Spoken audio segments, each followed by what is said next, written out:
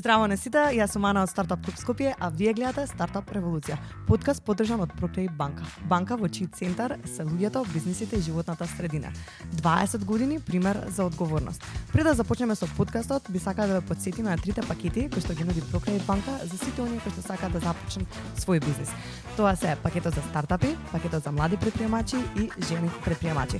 Посетете веб страната на ProCredit банка и запознајте се со нивните услуги, бидејќи тие се секогаш тука за вас. А сега уживајте во подкастот. What's one thing that makes you think this founder is going to be successful? One, it's important to me that I don't care what role you are as a founder, you have to know how to sell. The second thing is, it's really about the team. When I invest, we look at the team and see what their expertise are. The last thing I would say is you really have to have a real unique problem and value proposition. How much money have you invested into your business, or how much time reading and understanding human behavior? What are some red flags for you when it comes to founders? Founders that are doing it part-time or on the side.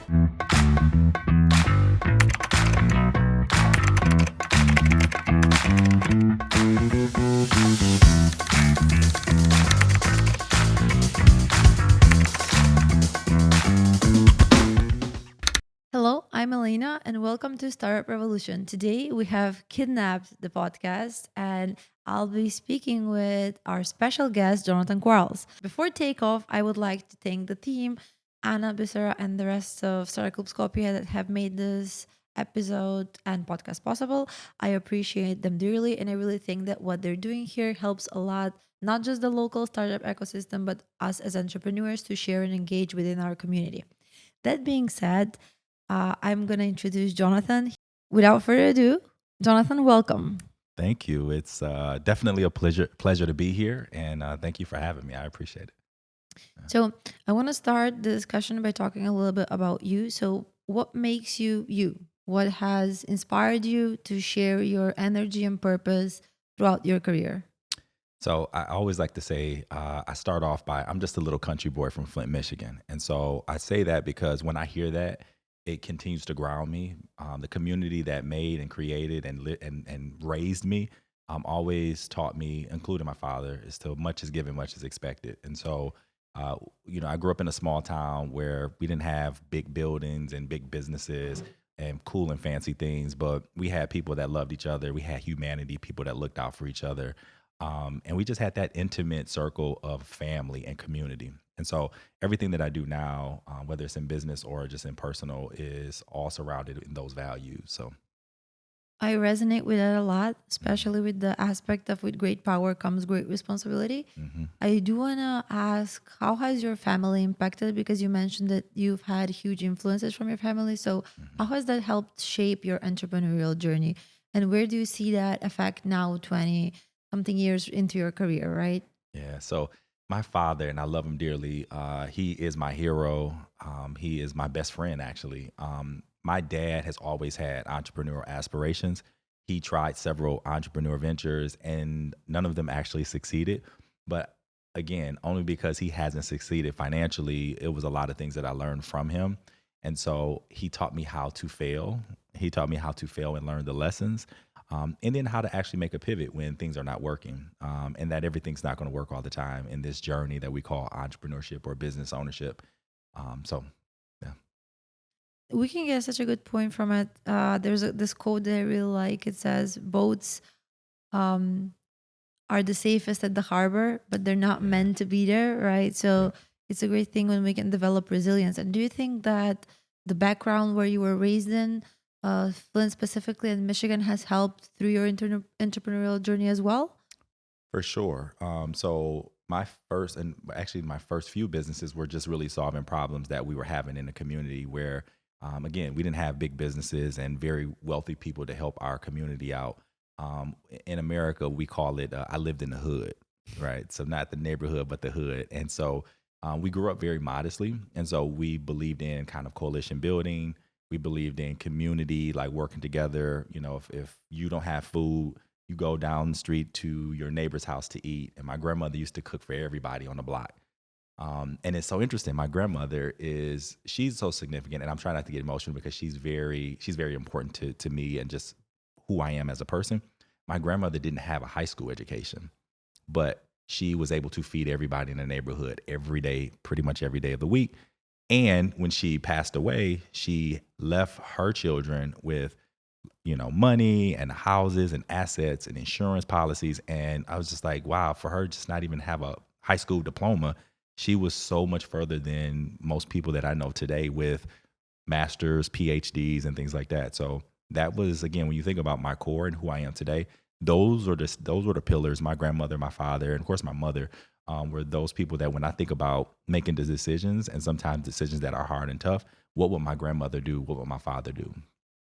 I love that. Would you say that they are your main support system, or do you have other maybe sources of support within your entrepreneurial ventures as well? For sure. Yeah. So I have a vast support. I mean, I couldn't do this without the help and really the shoulders of others that I'm actually standing on. I mean, I can see clearly now because of the shoulders of giants that I've been able to stand on. But for an example, I have a personal board of advisors, right? And so that is primarily made up, just as corporations and businesses have board of directors. What I did was I broke down sectors that are very important to me. So that's my spirituality. That's people who are like father figures to me to give me like how to be a good father and a good husband when I was married.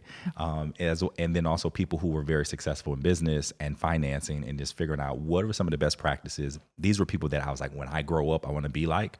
And then you talk to me about what you've done right, what you've done wrong. And one of the things my father always used to tell us growing up, me and my brothers, were there's two ways of learning. One is some people learn by feeling the heat, and some people learn by seeing the light. And so as I've gotten older, when I was younger, I used to learn by feeling the heat. And I thought that if it wasn't a struggle, then I wasn't learning. But as I've gotten older, and I'm 43 now, I want to learn by seeing the light.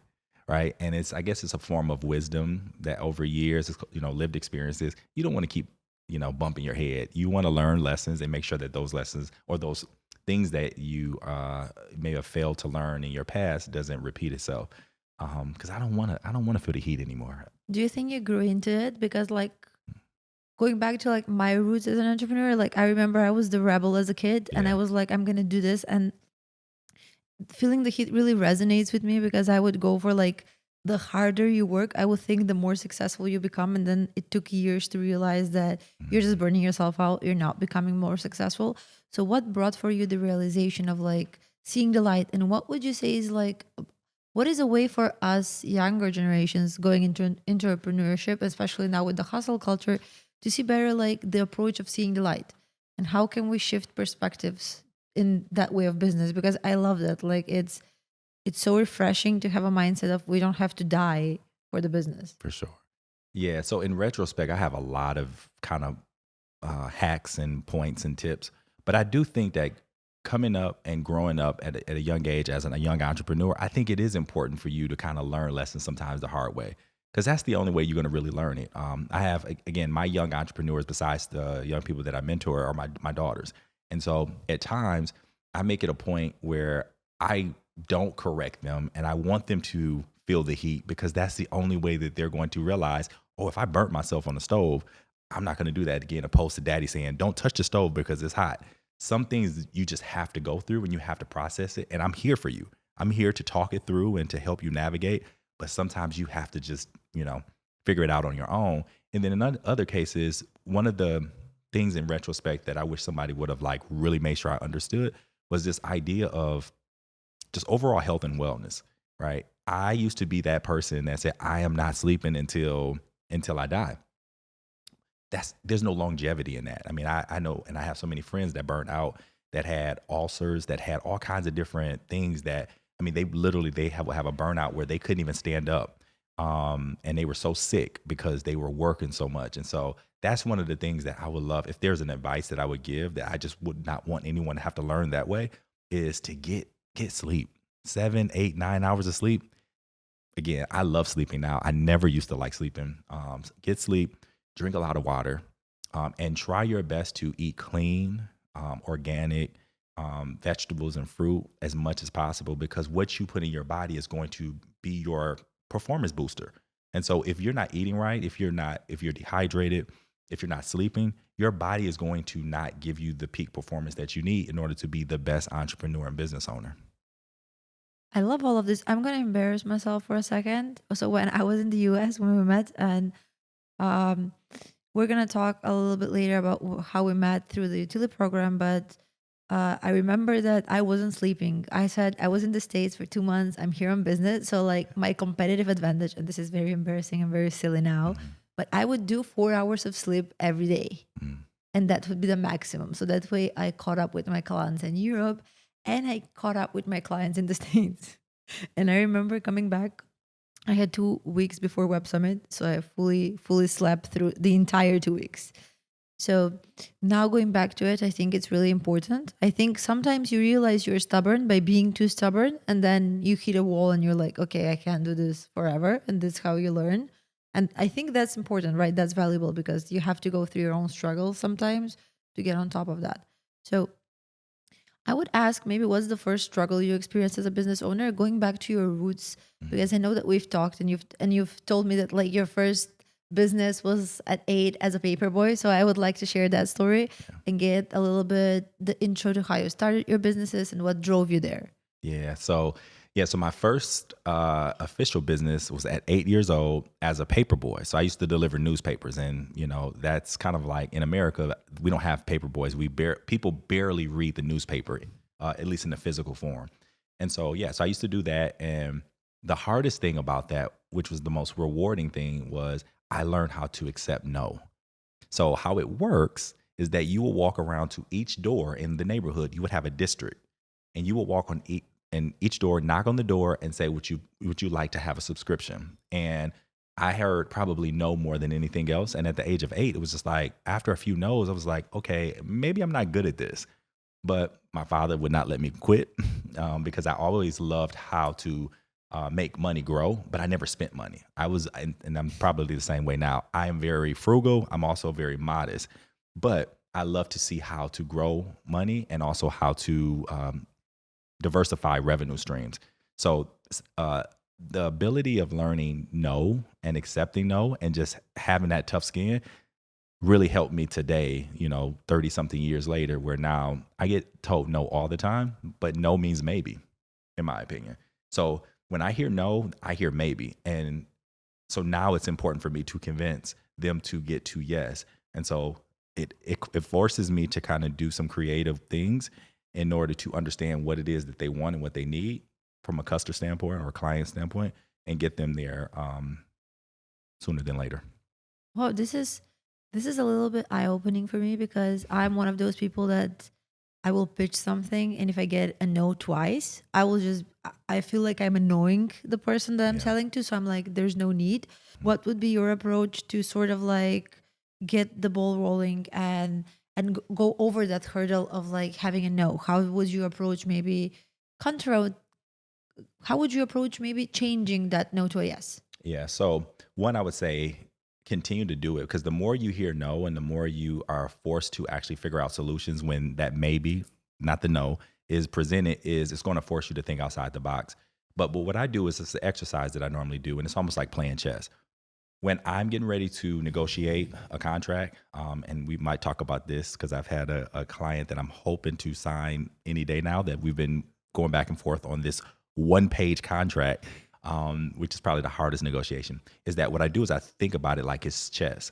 So I put down all of the things why they would say no and what their reasons would be. And then I would also give an answer to what it is. So I would, in my mind, I would know the play by play, how and what, from the moment of like my body language, from when I see their body language. If they do something where they do like this and it's like they're closing up, then I need to figure out how to get them to open up.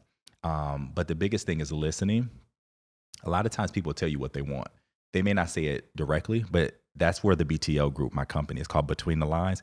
One of the things that I'm probably better at, and it's actually the only thing I think I'm good at, is reading and understanding human behavior, right? So I pay attention. I used to laugh, and I used to say I speak 2 languages. I speak English and I speak body. So body language and English. Those are the 2 languages that I speak, because really people tell you what they want. People will tell you how they feel if you just look at their body language.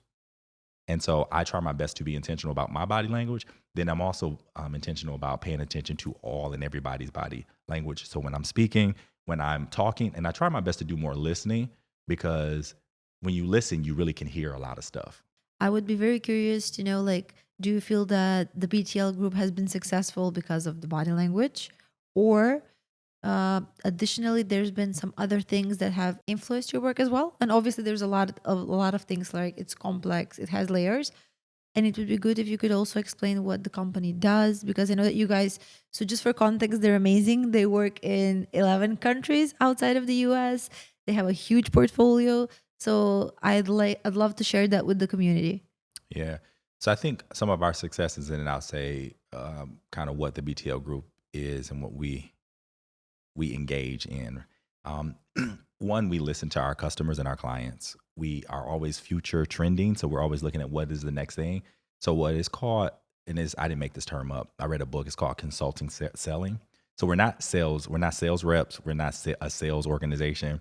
Although we are measured on new business that we create for our clients, but we are essentially teaching and telling our clients or advising our clients where the future is and where they ought to be. And so in most cases, our clients or the customers of our clients are usually like, well, we don't need that. Well, you don't need it today. Like for instance, cybersecurity. When I was internal and I worked corporate before going out full time, Target was one of the companies that I was actually targeting around cybersecurity, digital, like with with credit cards and things like that. This was before cybersecurity was a big thing. And I remember talking to a lot of their IT and their security, chief security officers, and they were like, "Well, we've never had a problem yet, so why would we buy your service?"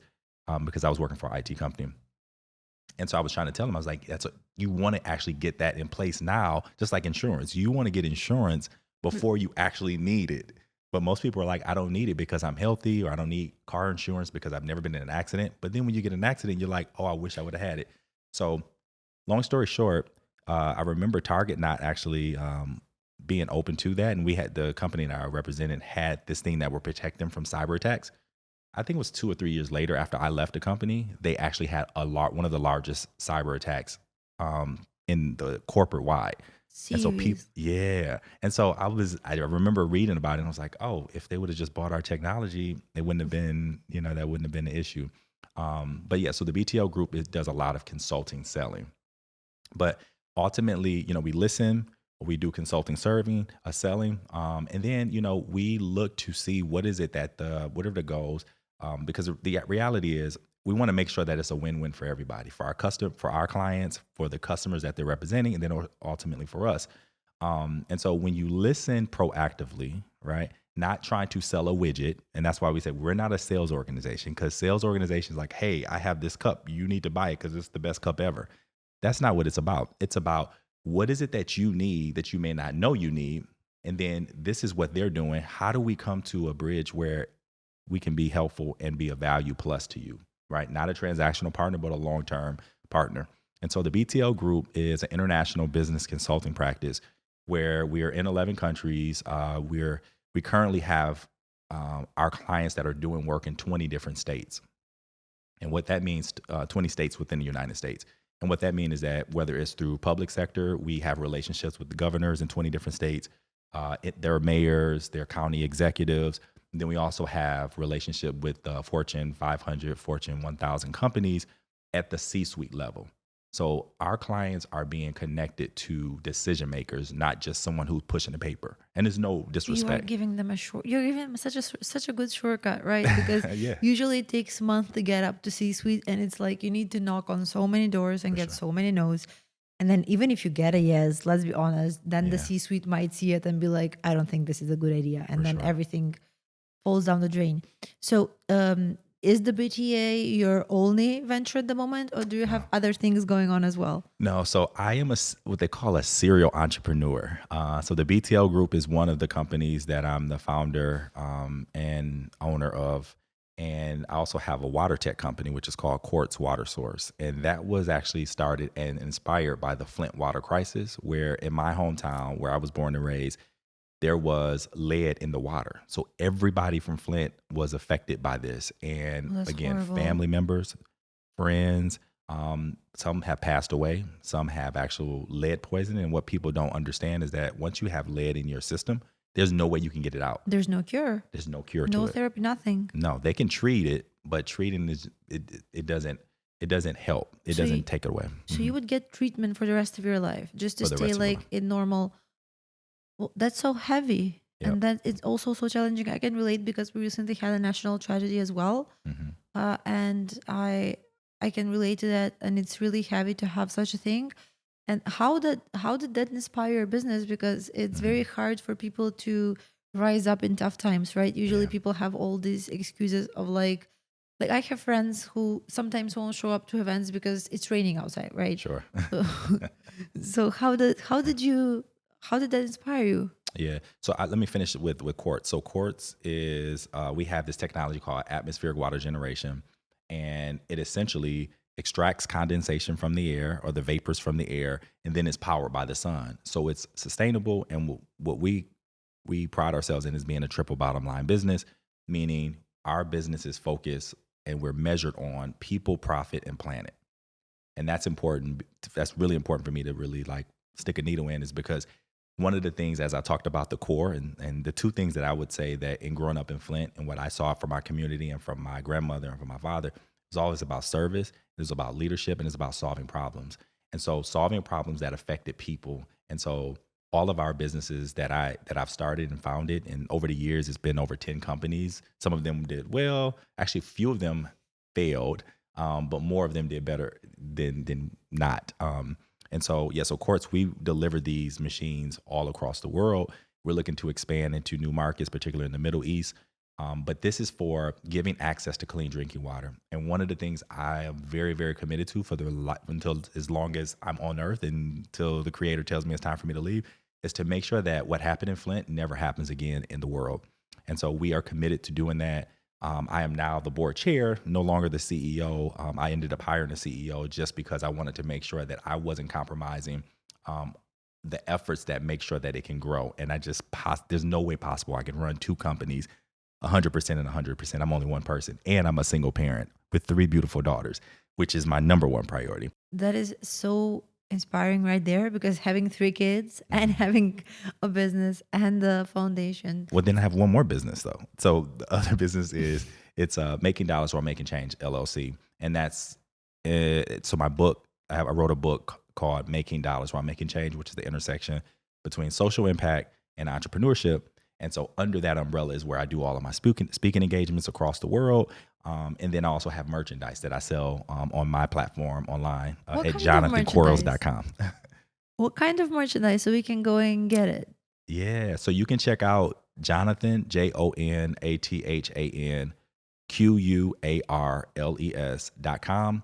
And under that, I have t-shirts, I have sweatpants, I have hats. I actually have a shoe collection. And I sell my books also online, but we're getting ready to come out with a summer edition. We should have launched it already, but that'll be coming soon. So yeah. Are you maybe wearing something that you have designed right now with you? No, I haven't. No, I don't.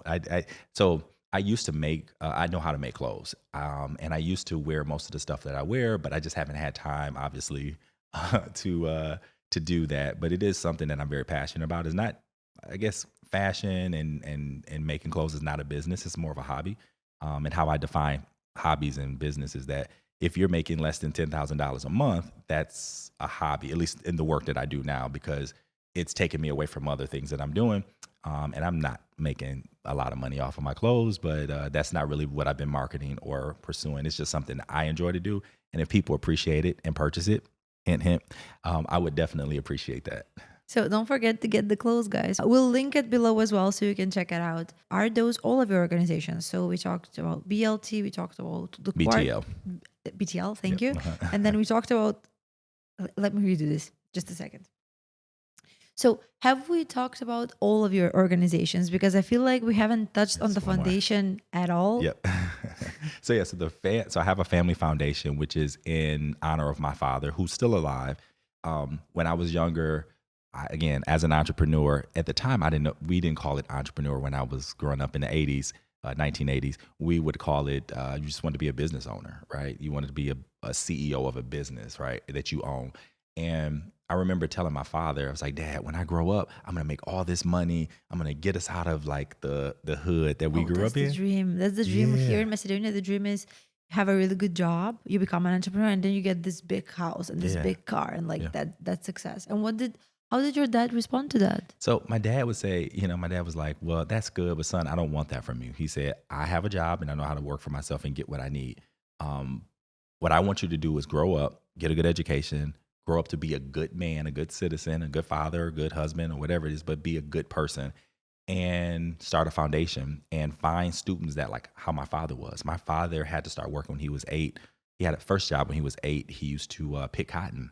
So after school, he never really had a childhood because he had to help. He's the oldest of 12 kids.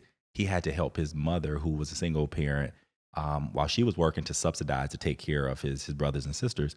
And so he said, start a foundation, give scholarships, and give technical assistance to Black and brown, students that has aspirations of entrepreneurship or are entrepreneurs that's wanting to go to college, and you teach them how to be better entrepreneurs, better business people, and ultimately better human beings, not for the short term, but for the long term. And so we started the foundation 3 or 4 years ago. I can't remember. And so we have several scholars now. We call them Quarles scholars. And we actually have a universal curriculum that I created a couple of years ago that I'm now trying to get into public schools to teach people how to truly be an entrepreneur. And I don't mean how to read a ledger and a P&L. That's just one aspect. I mean how to farm, right? How mindfulness, like therapy, making sure that you understand the importance of meditation, tax strategies, credit strategies, right? At a young age.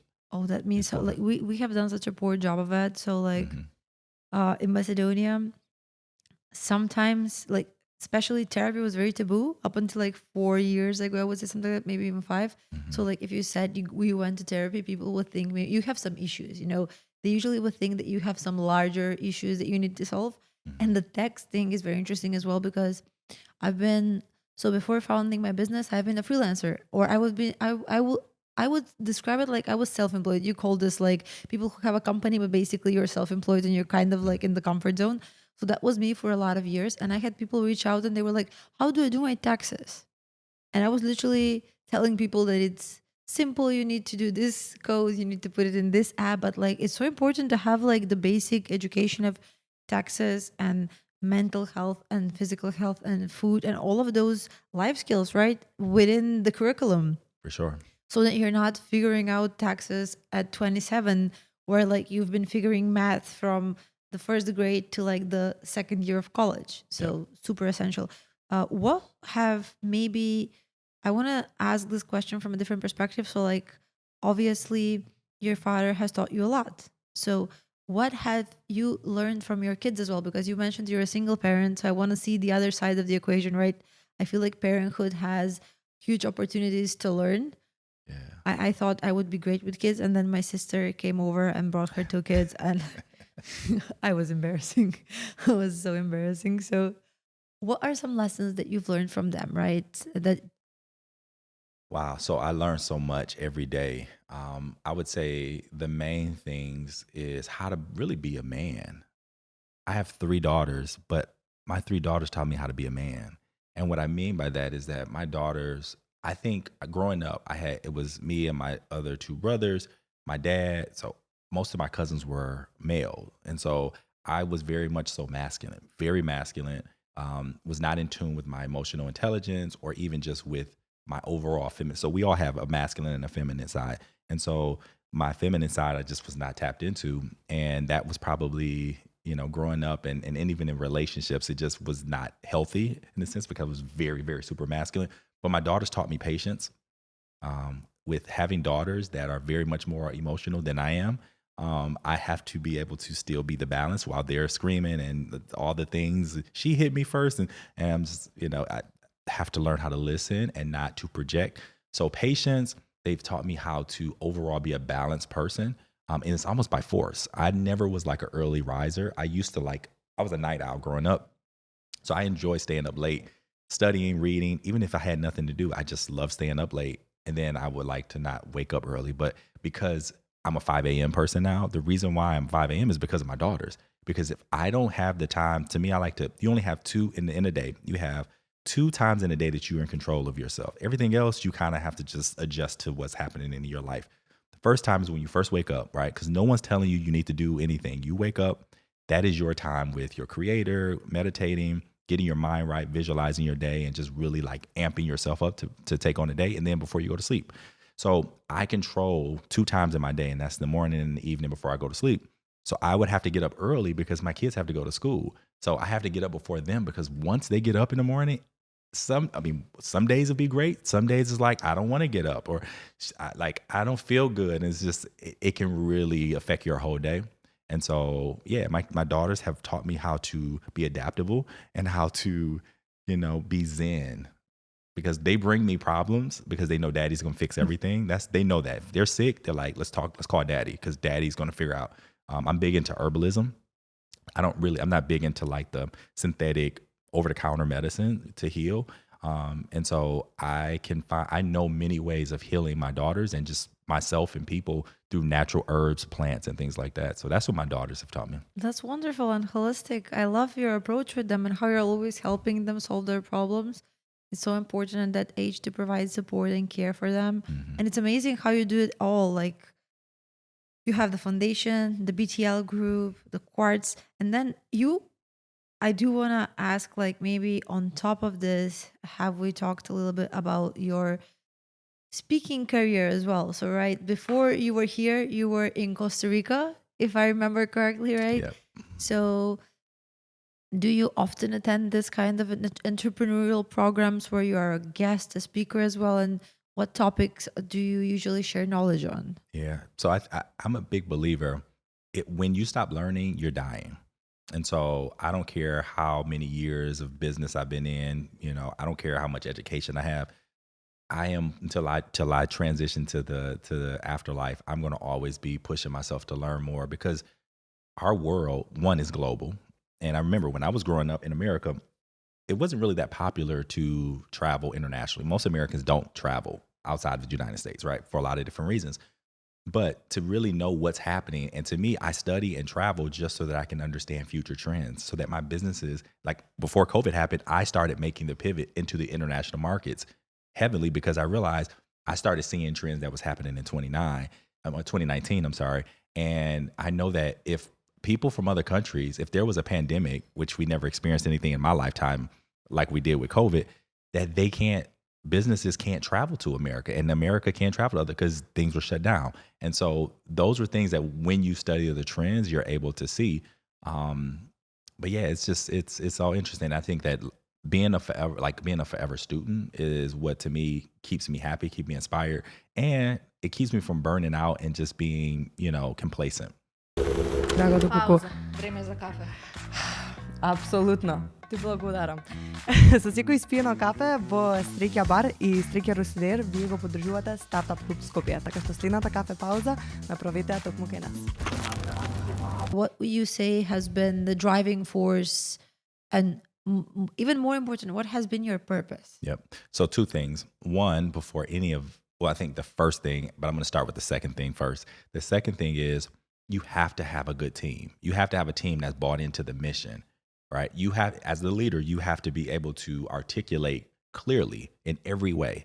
And there's multiple ways of communicating this, but you have to make sure that the mission is clear. And if people are slightly against the mission, they should not be on your team. So when you have people all on one accord, like, this is where we're going. And if there's anyone that want to go a different direction, then you might want to go on another car or another train. So that's the second thing. The first and most important thing is, really, you have to really ask yourself, what is it that I'm passionate about? What is my why? Like, why am I doing this? Because if the reality is, as an entrepreneur, it has very winding roads. Some days it's good, some days it's bad. But when you're centering yourself around a purpose that's bigger than yourself, so when you wake up in the morning and you're like, I can't wait to do this, because what I'm going to do, why I'm going to do it, right? And so, of course, my kids are one of the whys, because I want to be an example, not just tell them, look at daddy, I'm doing this. Daddy is committed. He's working. Again, I'm here now. I'm missing my daughter's speech, and she's speaking. She's speaking in a few hours, different time zone. But I'm missing it, and I'm really sad, because this is her first public speaking engagement. My middle daughter, Jay, one time Jay, the other JQ. But I had to tell her that this is a commitment that I made. I'm here of service, right? So you are going to have to share your father. I am not on this earth just to be your father. I am right now, you all are like right now you're on loan for me because I know that you're not mine. I don't own you. You are my children. I'm supposed to be your guidance and your direction, but you have to understand what your why is. You have to understand and make sure you have a team because I couldn't do this without my team. If it was just me, I would not be doing this. Or if I was doing all the things, none of them would be successful. So I hired the best and brightest that I can learn from that was doing the things that I'm not good at, which is my weaknesses, I have a lot of weaknesses. And I make sure that they're properly compensated and they're happy. So I don't have the same kind of structure as most traditional companies because I look at all of my teammates, not my employees, as my partners, and we are equally owners of this company. Now, some of them have equity, some of them decided they don't want to have equity, but it's so important for them to have ownership because I want them to be as responsible as I am. So when we lose, not just the owner. This is very interesting. So your team members are considered partners, and you're Yes. offering equity to every person that enters the company to work for you. Yep. And I mean, so you can earn equity, right? So what I don't, and I just had to actually had a conversation with one of my mentees because my mentees was like, hey, I want to give, I'm actually getting ready to start a business and I want to give equity to this other person. I said, well, what are they doing? What have they provided? He's like, well, they just want to be a part of the growth. I said, well, they have to earn equity, right? If you're the person that put in, you've established it and you put money, you put sweat equity in it. Yes, that's your thing. You found it. You don't just give that to anyone. You can tell them this is a percentage that's for you. These are the parameters that once you hit these parameters, you can get as much equity as you want to within that parameter. But it forces people. I don't really believe in just giving people handouts. Like they have to work it and earn it because as entrepreneurs, I know about you, you work hard. So why would you give your business to someone because they just want to help you out? Okay, help me out, but actually show value that's real. And I'm happy to share in the prosperity of the business. That's so realistic. I know that when with my first company, I feel like I was giving out equity like cake. I was like Oprah. I was like, you have some, you have some, you have Right. some. So it feels like, especially when you're in your first venture, you're looking for co-founders or you're looking for someone to provide value because you're young and you need guidance. So most of the founders are giving equity for mentorship or equity for having a partner that will help get that investment in. Do you think that that's a strategically good idea? Or would you advise that equity is something that should be saved only for a serious partnership or a strategic partnership down the line? Yeah, I think it has to be strategic. So the reason why I offer up equity for my consultants because the caliber of people that are on my consulting team are all folks that were executives at McKinsey, Deloitte, a lot of the bigger consulting companies. So they can go anywhere and make a ton of money. And so the reason why they're on board with me, which I probably can't pay them what they could get as an executive in McKinsey, because we have a boutique firm, is that they love the mission. They're bought into the mission, and they're looked at as entrepreneurs. All of my team members are either first-time entrepreneurs or those that were entrepreneurs and kind of did their stuff on the side. So I can walk away from the business and be here in the beautiful country of Macedonia and not have to be stressed out about whether things are the ball are being dropped because I have people that could run the company if I needed them to run the company. And that's why I pay them. There's some that get paid more than I do. And I'm okay with that because to me, my peace, my liberation, my ability to travel and not be stuck on my phone like, oh, my company can't run without me. To me, that's what a self-employee mindset is. As an entrepreneur, it's all about process systems that can scale without you while you're sleeping. So on one end, you are an entrepreneur, right? But on the other hand, and this was super interesting to me when we met, you're also an investor. You're an angel investor, and then you also help people get investments. So I would like to ask you, like, what's the first thing that you're looking for, or like 3 must-haves of a pitch deck, right? If there's 3 things I would say, and in no specific order, one, it's important to me that I don't care what role you are as a founder, you have to know how to sell. Now, you don't have to be like, the sales guru, but you have to be comfortable selling because until you can build a team of business development and sales people, you have to sell it. So if you're the person that built the software, you have to figure out how to talk, how to ask for what you need, how to build teams, and you have to do all. And so I like for founders or entrepreneurs that I'm either investing or mentoring to walk me through how they've done that. It can be as easy as I worked for McDonald's when I was coming up, and I worked the cash register, so I would upsell. I would tell them, "Hey, I know you ordered," and I'm sorry, I don't know why I'm pubbing McDonald's because I don't even eat fast food. But let's just say there's a fast food restaurant. Instead of when they ask for a combo, they may just want a burger and fries, but you say, "Hey, how about apples, apple pie or something like that." That is selling. You're upselling, right? So that's one thing. You have to be able to sell. The second thing is it's really about the team.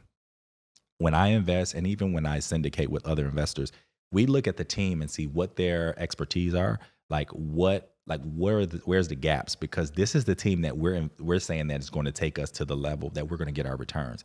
So the team is so important. And that's why I always encourage people to have co-founders. I learned that on the back end because all of the businesses I started a long time ago was just me. And so when I had to go through a lawsuit for 2 years with a partner that's no longer with me, I was taking on all the liability on my own. And that is something that I try to tell people. Investors like to see that there's co-founders, because what happens if I get sick and I'm building a company and it's just me?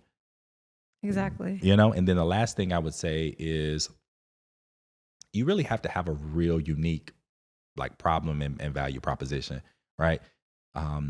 To start no knock, but to start a IT staffing company, that's not a unique business proposition. There's a ton of IT staffing businesses all over the world. And it's just it's really just all about pricing. Like I can get better rates if I go to certain countries, right? So that's not unique. But what is that technology, or what is that thing that you're selling, or that is truly a demand, but is maybe uniquely different? That, to me, those are the three things that I focus on when it comes to pitching and investing in companies. And on the flip side, what is a red flag? Because I've pitched in a few years ago, and I know now a few things where it was a red flag, and I would say like at one point my financial estimations were so optimistic, like I had year over year 200% growth, and now seeing that, I was like, wow, the Lulu is the true Lulu, Yeah. I really embraced that trend even in front of VC. So what are some red flags for you when it comes to founders? Founders that are doing it part-time or on the side. So if you tell me you're doing a business and I ask you, is this what you're doing full-time? And they're like, no, I have a full-time job, but I'm doing this on the side. That's a red flag. Because again, I'm investing my hard-earned money into your business. I need for you to be 110% locked in. So that's a red flag. Another red flag is, I just had it in my head here. Would you say that, I do want to ask a question here that just popped into my mind. Would you say that those people are avoiding the risk of quitting their job? Because in my eyes, if you work for a few months in your business, you will eventually make the same amount of money, right? More or less, even if it takes you a year. Would you say that it's possible and that's the way to go? Because I feel like today the hustle is sort of like promoted, so that you have like, I know people that have like 5 part-time businesses, which I don't know how they do it, because I have one, and honestly, like I'm struggling. Like you've seen me, like I'm up from 6 and I'm awake till 1, 2 in the morning. Some weeks it's slower, some weeks it's faster, but still it's like it takes a lot out of you. So I don't know if I'm a fan of the half hustle club, simply because if you have 3 half hustles, then you have 0 functioning businesses to scale. Yep. And it shows the lack of commitment that you have for the business that you want me to invest in. Right. So it's like, and then another thing is, I also ask the question, how much money have you invested into your business, or how much time? Right. So if you tell me you've not invested a penny, which I've had founders to ask me for, 6 figures in investments. And then when I ask them, how much have you invested?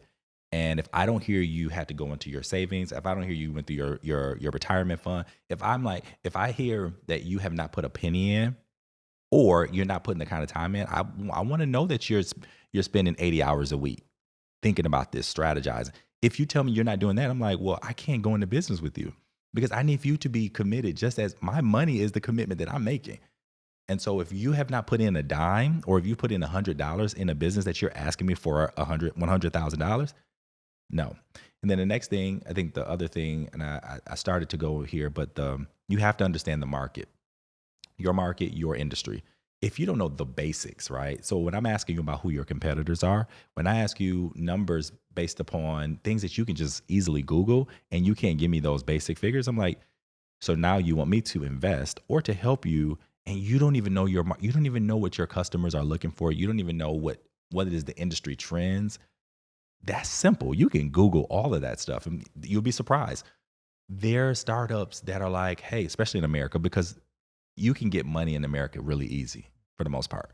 Yes. And you don't have to know your industry. You don't know what the challenges are. You don't know what the trends. You don't have to know that. You can just say, "Hey, I have a cool idea, and I'm just a great presenter." There's some people that can present so well, but their business is like nothing. But they can win pitch competitions. So the first shock culture of me when I went on YTILI, and for context, YTILI is an entrepreneurship program that's funded by the Department of State from the US, and then our embassy here, the US embassy here, gives out a call, and then one entrepreneur per year is selected to present the country. So it happens 2 times a year. So one person goes in the fall and one goes in the spring. And it's really wonderful because you go as an entrepreneur from your country, you have a cohort of other 54 entrepreneurs, right? So you're basically, firstly, it's super inspiring because you get these 55 entrepreneurs from all across different countries from Europe, and you're sharing this culture and this adventure, and they understand your journey and your struggle. But then also your place to work with certain companies. Like I got to work with Apple Developer Academy, which was mind blowing and a wonderful experience. And that's how we met, right?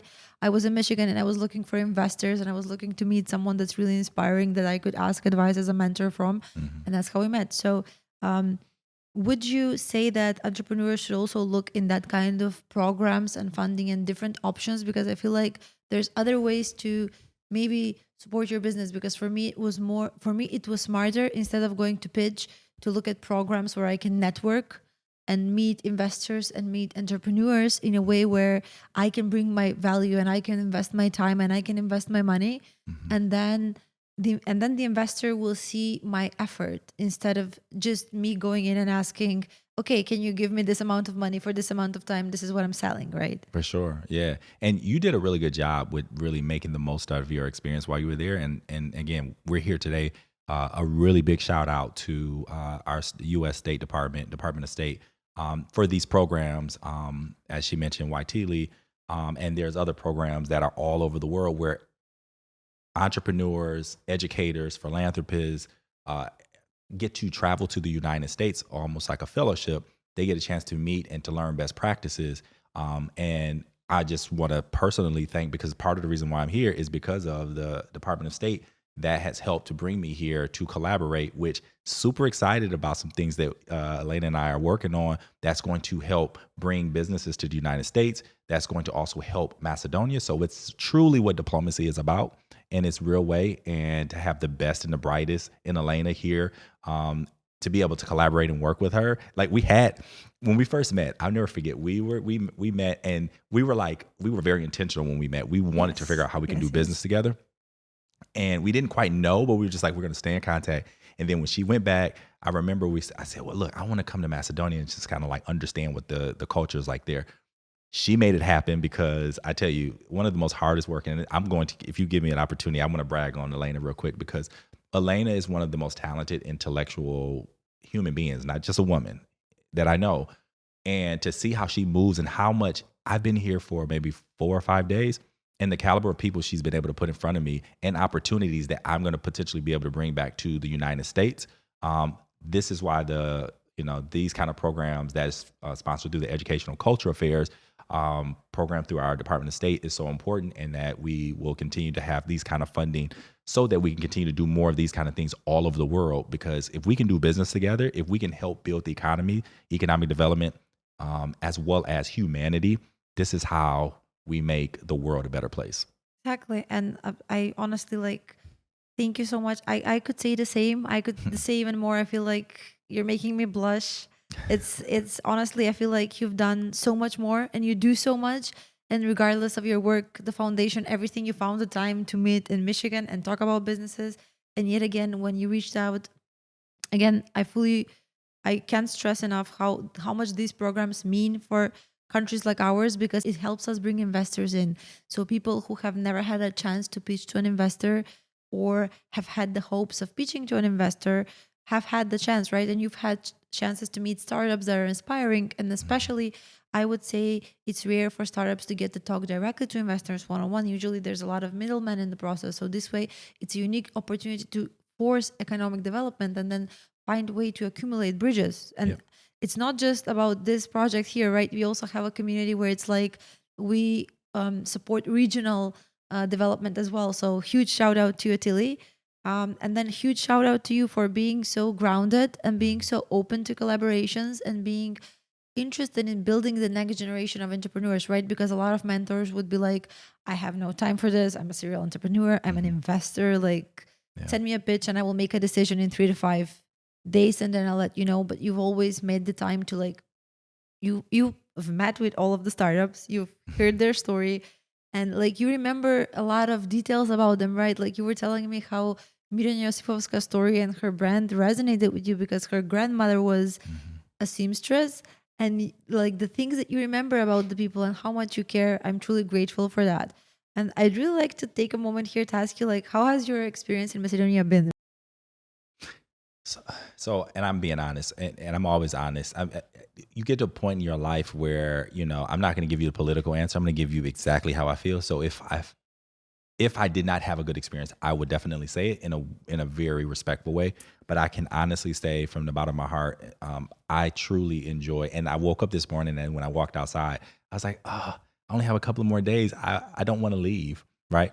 And again, if I didn't have my daughters to go home to, I probably would not be as, I would be like, well, I'll just maybe extend my trip.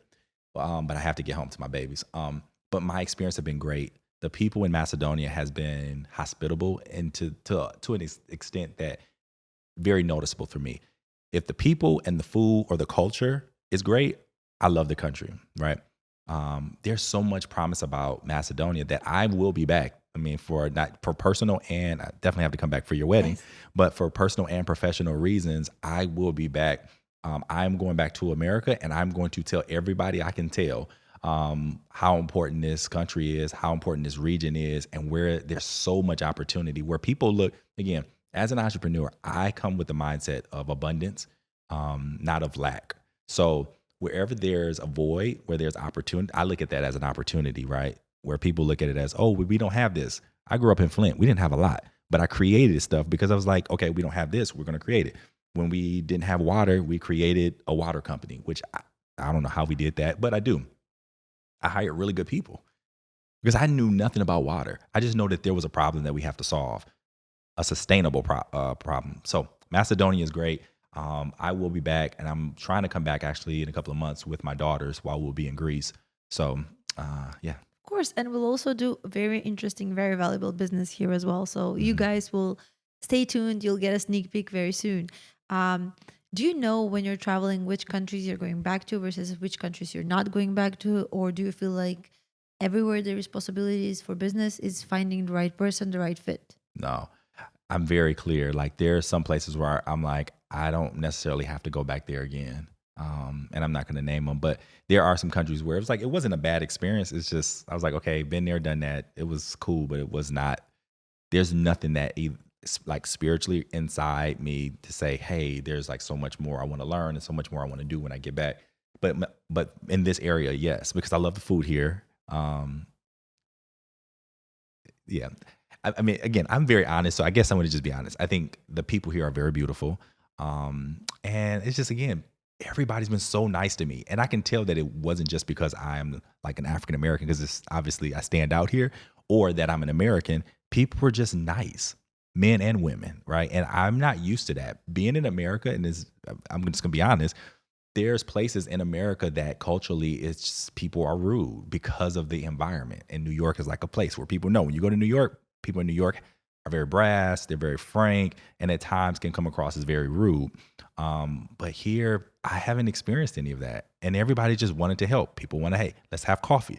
I don't even drink coffee, but now I think you guys are making me coffee lovers. Y'all, we made him a coffee drinker. Like when he came here, he was like, I'm not having coffee. And I was like, Jonathan, you do not understand. We have coffee every time. You're tired, you have a coffee. You're happy, you have a coffee. Like we live for having coffee for a few hours. I do want to like say one thing that resonates with your story for me, coming from Macedonia. We don't have a lot, right? So we always try to be resilient in our startups and resilient in our funds.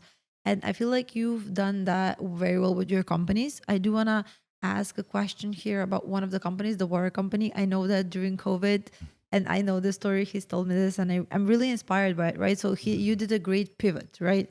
And you can tell us more about the pivot, and then I'll ask you a few questions around how we in Macedonia can implement that line of mindset, right? Because I admire your mindset in that regard, how you were able to take a company and then pivot it 3 times and then make it successful. Yeah. And I think that's the story, to be able to have resilience and to be, to persevere and tenacity above all. That's my fraternity's model.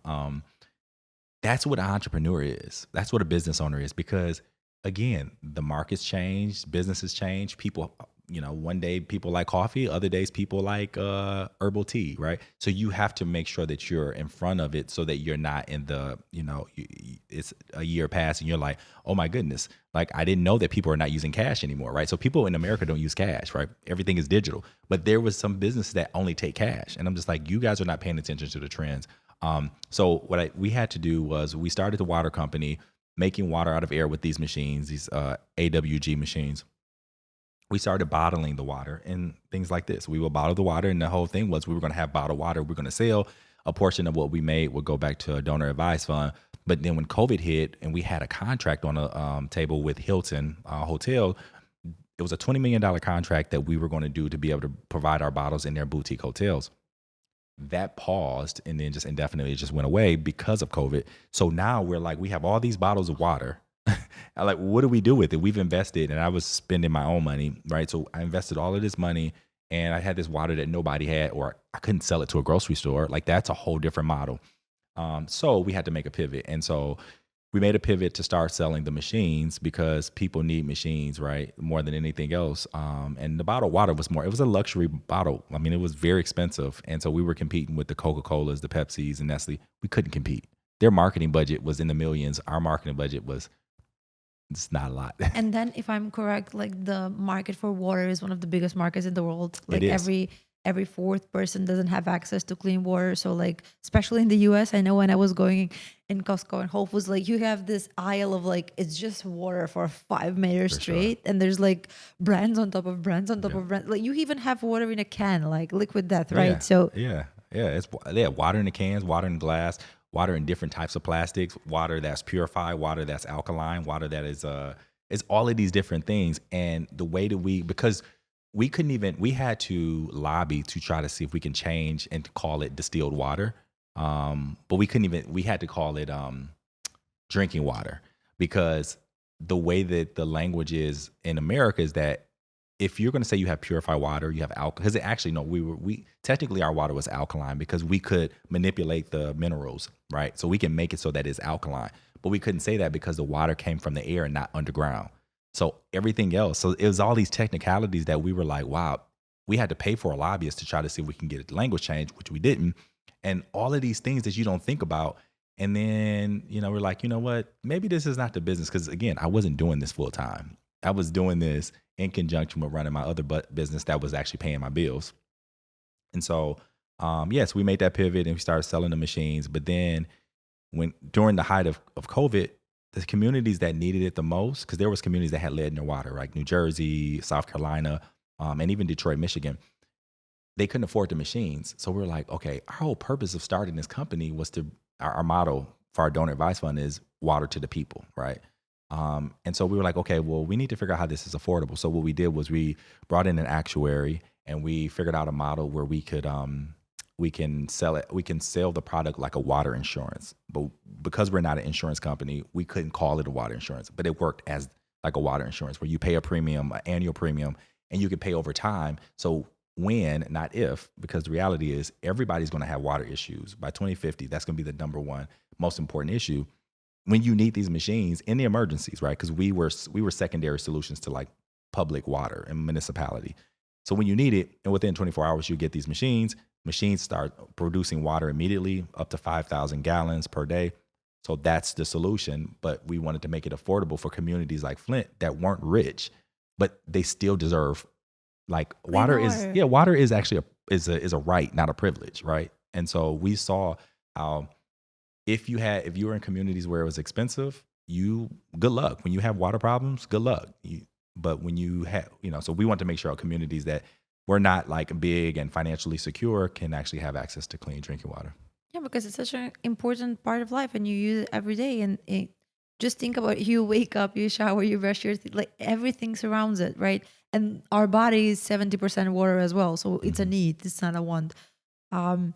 It's amazing how you turned a 20 million failed dollar contract into a subscription for a problem that doesn't even exist but will exist in the future, right? So because it's very hard to sell something that people aren't feeling, right? Like I always whenever I'm selling my businesses, I always need someone to feel the pain and then we problem solve that pain, right? So it's super hard to sell when you don't have that pain actively. So what would you say like has helped you, and what is the mindset shift that helped you throughout your career as a founder that we can implement as well? Like how do you look at problems when you had that mindset of, okay, we're losing the business or we're losing the deal?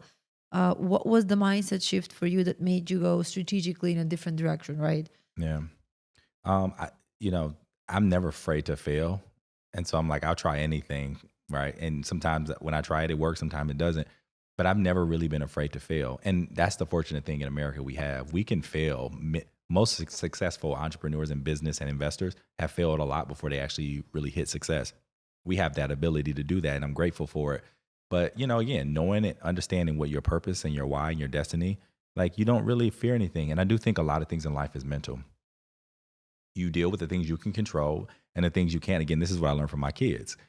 Things I can't control, I release it, I surrender it, because I am not going to stress out about something I can't control. My daughter wanted me to be home the other day when it was a tornado warning or something like that. And historically, I would have been like feeling the kind of way. I was like, you know what? I cannot just get on the plane and just go because she's scared. I just work, talk her through. Let's work on our breathing. Let's think positive. You're okay. I'm like affirming her. And again, these are things that I learned from my kids. I promise you, sometimes I sound like I'm a therapist or I sound like I'm like an expert. I'm really not, because that was not me.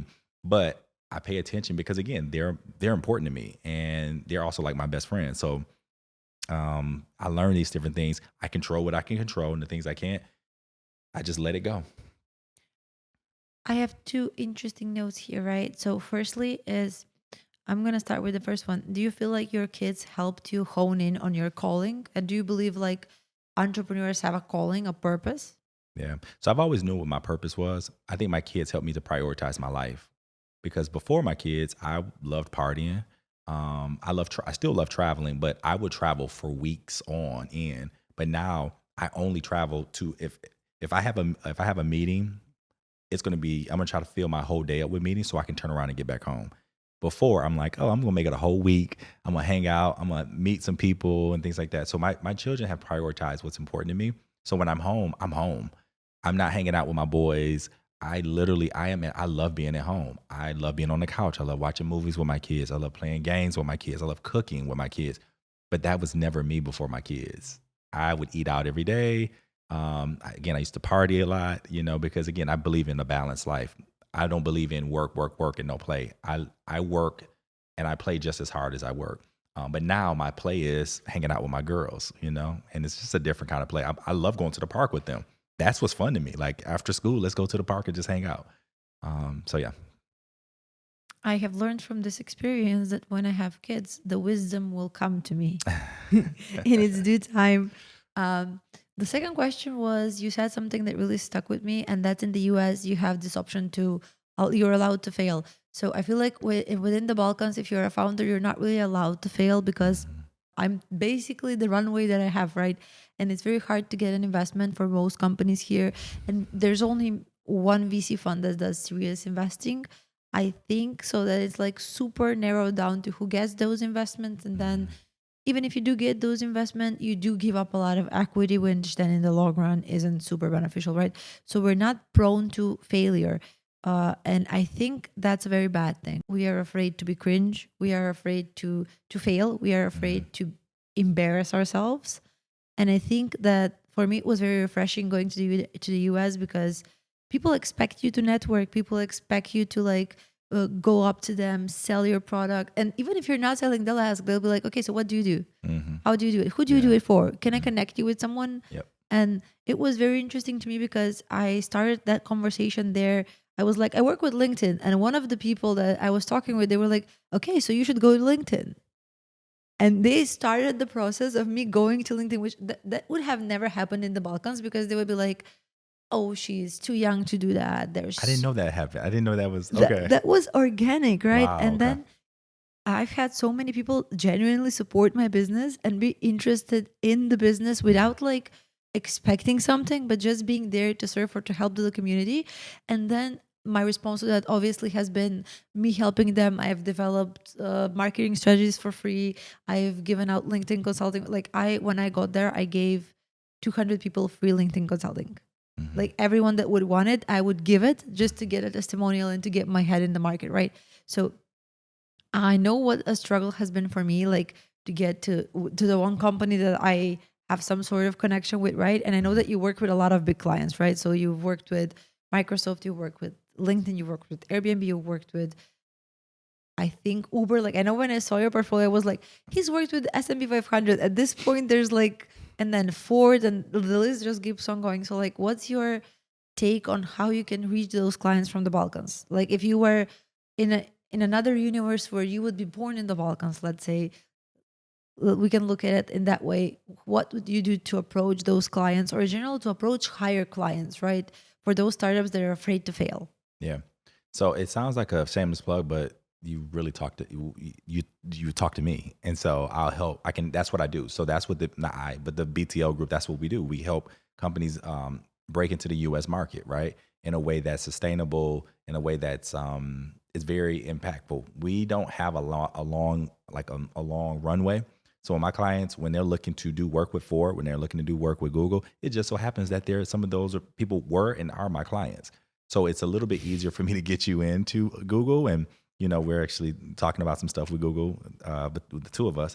But yeah, so that's what actually I love to do. I am a deal maker. I love creating opportunities for companies and business opportunities and high value. I love doing that. That is what makes me happy. And how would you know? How does a company know when it's ready to enter the market, right? Yeah. Because I thought I was ready to enter the market, and I entered the market. And I would say successfully because I got clients and we're profitable, but I literally slept for 4 hours per day, and that was not sustainable. Yeah, you have to have capacity. So, again, if you have the right kind of team that, especially if you're in another country and you're trying to work and, do work for U.S. companies, and you probably are the best person that can kind of talk about that because you've done it masterfully. But yeah, you have to just have the capacity. And again, the thing about building a business is that you have to know when you need to bring team in. You don't necessarily have to hire employees, right? There's things that you can do, like in the States, you can have contractors where you bring in. So you may bring a person in, and we call it a 1099, which is like a tax designation for people that are freelancing for you. And you bring them in under your team, right? So it's the BTL Group, but then I brought in, Jane Doe, and Jane is actually handling marketing and branding, right? We don't do marketing and branding, but my client needs it. And so wherever I can continuously bring value to my client, I'm like, oh yeah, we have those. We can provide you with that. Hey, Elena, I'm working with Google right now and they need this. Let's work out an arrangement. How do I pay you? That kind of thing. And that's what we do. So my clients are always like, whenever we have problems, BTL Group is able to solve for the equation. So those are ways. And then also you need to have the financial wherewithal. So I talked to companies. I was just, where was I? I can't remember which country I was in, but I was in a country where, it was a couple of, I'm not gonna say the name, but yes, I was in a couple of countries and there were really cool companies. But then when we pulled the veil back, I'm like, they can't even afford to actually, because you need to actually, it's a cost for doing work in the United States. It's not like you just have a good product, you open up office, like all those things cost. And they just didn't have they had no budget for that. So the first question I ask people, like, what's your budget? If you're talking about like doing it that way. Now, if you do business in another country, but you don't necessarily need office space. You don't need to be incorporated there. That's different, right? But you still need a budget because in order for you to break into the US market, you need to hire places like BTL Group to help be the on the ground person, the advisor, the consultant to make sure you succeed and grow. Exactly. And especially if you're trying to go into B2B SaaS and you're trying to have maybe an event organized there so that you can meet potential customers or maybe connect with the community. I know that my experience in Michigan was that everyone was very big on community there. So people would invest in Michigan first businesses, right? And then also the grant options for Michigan was for Michigan-based businesses. Yep. And then all of those things, right? I'm assuming everything works in that way, right? It helps if you are integrating with the local community, if you have someone to sort of connect you with the right people. So it's less of a hassle of you just going on your own and running around and trying to figure it out. It helps if you have a professional that does it the professional way. And then you don't have to jump through hoops. You just get to present what you do and how you do it. And then you reap the benefits of it.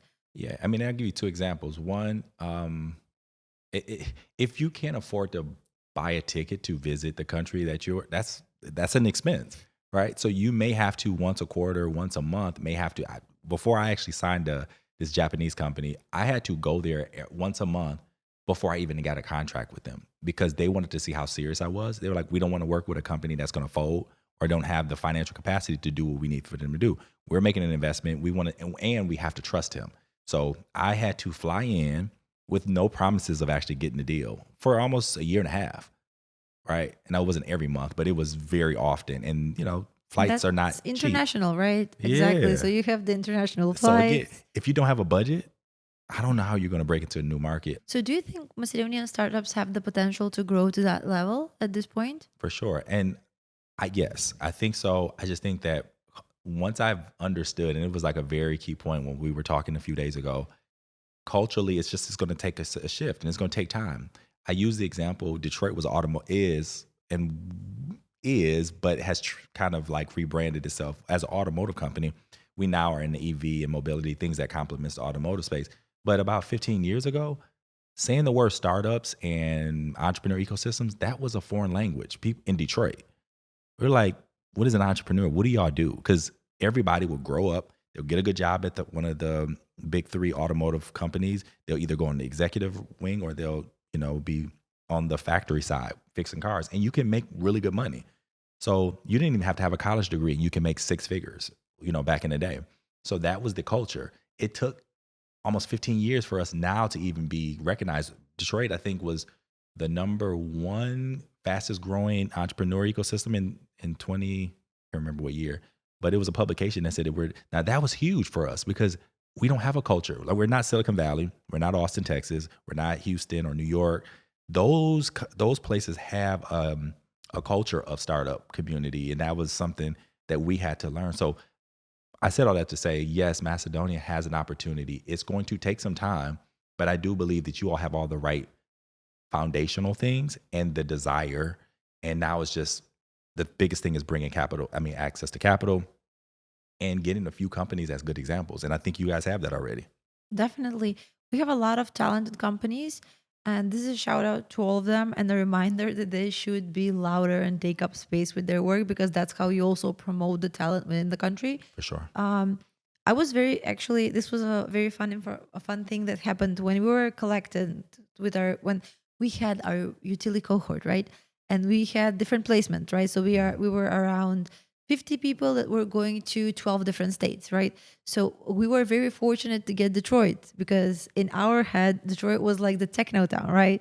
So you have one of the best nightlives, and then everyone has the cool lifestyle. Everyone has swag. So we were very fortunate. And then Marco, which was an entrepreneur from Italy, he has a car sharing app. He was like, we guys are super fortunate to go there. They have this huge entrepreneurial system. They're top growing in the US. And then we went to New Lab and Tech Town and we discovered how actually it's growing. And the first day we had this tour of Detroit, right? And we had this Russian tour guide. Yeah, Deodora. Yes. Yeah. And she started taking us through this exquisite buildings, and she was like, you see, this looks very luxurious, this looks very good. I'm gonna show you how this looked 10-15 years ago, right? And you see these pictures that are hung up on the wall of this like 5-star hotel, And the picture is like this run down like house or building. And she's like, so everything looked like this 15 years ago. And we decided that we want something better for us. And we decided that we're going to take a turn and that we're not only going to be the Motor City, we're also going to invest in startups and innovation in technology. And it was very inspiring to be in the place that was built from the ground up, because Detroit was really resilient. For sure. And the thing that I really loved about it was the hunger. Well, me and Marco call it hunger. So like when you go to smaller places that have less opportunity, or when you go at bigger places through transformation, people have this hunger in them. They're hungry to win. They're hungry to work. They're hungry to prove themselves. They're hungry to create something. So they're not creating for the sake of validation, but they're creating for a bigger, better tomorrow. So there's a different stance when you're creating something just for the money, right? Like I used to work transactionally, so I would get super happy when I get a big paycheck, right? So that was my intro into like the US market. I was like, I'm gonna do freelancing. I get a ton of responsibility, but guess what? I get a ton of benefits as well, right? And later down the line, I realized that you are so much more powerful when you're working with the community. For sure. Because then that's how you scale. That's the only way. We're only one. No man or woman is an island, right? Or can function and succeed on an island. And that's why I feel like I have so much hope and promise for Macedonia. Because again, I'm not just saying it because I'm enjoying myself right now. Detroit is a very, to your point, there was a lot of places, the place that you went to in New Lab, that place, if you were there 6 or 7 years ago, it was a dump. Bill Ford Jr. decided that he was going to invest in his private equity. He spent over $250 million of his own money, right? They're not profitable right now, but he's like, we can't live for today or tomorrow. We have to live for the future. And he's like, it's cool that we make cars, but if they didn't reimagine what cars were, now they don't even look at themselves as an auto company. They look at themselves as a tech company, right? Ford and all of the other auto companies think they're tech, because people buy cars for the technology in the car and the software. They don't buy it for like the body and shapes anymore. They had to make that pivot because people weren't buying cars for that. Exactly. People buy cars for, we want to make sure that it can do everything that we need to do, have TVs and navigation systems, all of that kind of stuff. And heating and privileges and all of those benefits, right? Yeah. And that's the pivot. And as an entrepreneur, you have to know, again, what the future is showing and how do you play in that place. So that's why for me, I love having opportunities to be here, to travel globally, because that's when my perspectives get open. It gives me sensitivity to the culture, because I didn't know anything about Macedonia, actually. I didn't know anything about the people. And I'm like, yes, I can read it in a book, but I'd much rather actually experience it for myself. And when I come here, I'm one of you all. I don't come with my American values. Here I am. I want to learn. I want to soak it up. And then and even if I came just as one time, I have so much more to learn. And so how do we collaborate? How do we work in cooperation so that the people, because it's all about people. Exactly. It's all about the community, because the more the community gets the opportunity to grow and build together, the better they are.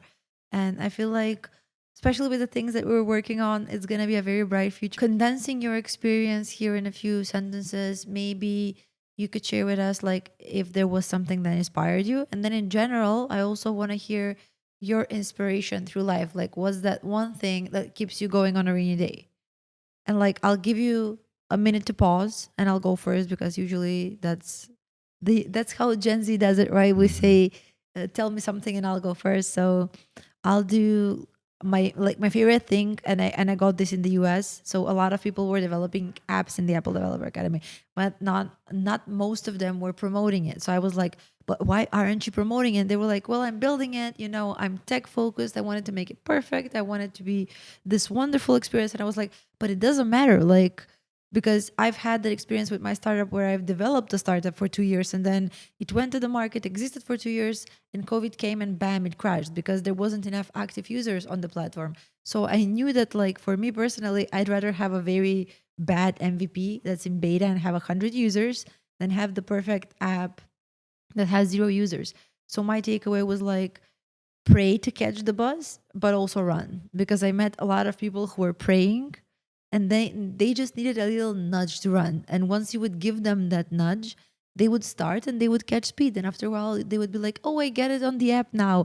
It's a silly little game on the app, but I have like 20 players. And I'm like, oh, well, I get it, So So, one, I want to say thank you for Startup Revolution. I want to thank you, Elena, for all that you do and how you've made this happen, because it was you who put all of this together. So I want to thank you for taking the time, because you're busy. Because again, this is one of those things where I know it's bigger than you. But the thing that inspires me holistically, when I look at all the work that I do, that's very intentional, is this idea that, and it sounds corny, but people say you want to leave the world better than how you met it, right? Or maybe I'm saying it wrong. But the idea that what would make me happy as I'm getting older, and this has evolved as I'm getting older, the things that I made a lot of money in my life. I lost a lot of money in my life, right? So that's not important to me. Fancy cars. Oh no, I have to ask, do you have any, sorry, I have to ask this question. Do you have any investments that you regret not doing? Yes. Because, and you know the answer to that. Yes. I had an opportunity to invest in Uber in the early 2000s, and I did not do it because I just didn't believe that people would use their cars to let strangers in, things like that. I just thought it was crazy. But again, that's what I told you. There's very few things that I'm actually good at. So I couldn't see that. I didn't. And again, I am a business person, but I'm not the best business person. So yeah, that was one of my learning lessons. I don't really have regrets, but yeah, it still hits me. Yes. He's very humble, y'all. He comes from humble beginnings and he has achieved so much, and he's to this day so grounded. Like, it's very inspirational how you are very approachable and you are very excited to share your experience and purpose with the world. And like, you're always like, well, I don't have a lot of things that I'm good at, but you're an exceptional speaker. You always find things to like make things work, and you're very adaptable. Anyways, I interrupted you, so I'm just we can go back to that conversation. Yeah, no, I would just want to say that where I am now is more of on the legacy building side, because I'm getting almost closer to my 50s. It's kind of crazy, but it's like how I want to be remembered. So that's the thing where I'm at now. Like, how do I want to be remembered? Because I'm less in the mode. My children are in a good place right now. So they're going to, my children are millionaires already. So their life is a lot different than my life. And I'm grateful to God for that. But I want to educate, encourage, enlighten young people to be their best and highest self. I want to be remembered by a person that was used thoroughly.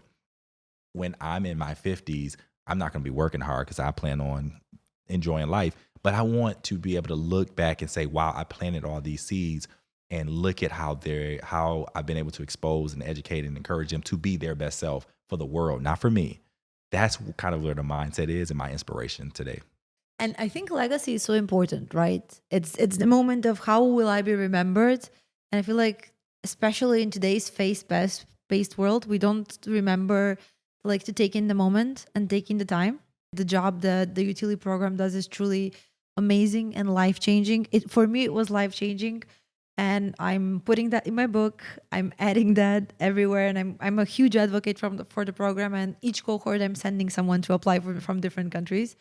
Another huge thanks to the Startup Group Skopje and the Startup Revolution podcast they're doing, and the space that they have given us and the platform. It's amazing to have the local ecosystem care and provide and make sure that we support each other and uplift each other. You've always been energized. You've always looked to do the best that you can in economic development, not just to have our projects move forward, but also to have in general economic development between startups. And that's very powerful, especially when someone is doing it with their purpose in mind and with their heart in it. So it's not just transactional, but it's actually you're helping build the community here from scratch, and you're seeing where we come from, and the same way that you have humble beginnings, we have humble beginnings, and you're trying to help us grow. So I'm very grateful for that. Yes, I think we covered. Yeah, I have actually one last thing to say. It's one of my favorite quotes. It goes, he or she who starts behind in the great race of life must forever remain behind, or to run ahead of the person ahead of them. My point of all of that is Macedonia, the Balkans region, it's time for us to pick up the pace. And that's such an impactful quote, right? the way that we need to fight for what we want to bring in our country and within the world. That being said, thank you to everyone that stayed throughout this podcast. We had a lot to say and I hope that it was impactful and valuable. I would like you to like, comment, subscribe, and just support the channel because it helps us as entrepreneurs to not just share our experience, but also showcase what is possible and motivate each other to do great things together. I'm sure you all know how much this means to the organization, and it would mean especially a lot to us as well if you support this episode and you support the initiative so that we can create more of those videos going forward. Yeah, and I think that's it. Thank you guys, and possibly see you in another episode another time.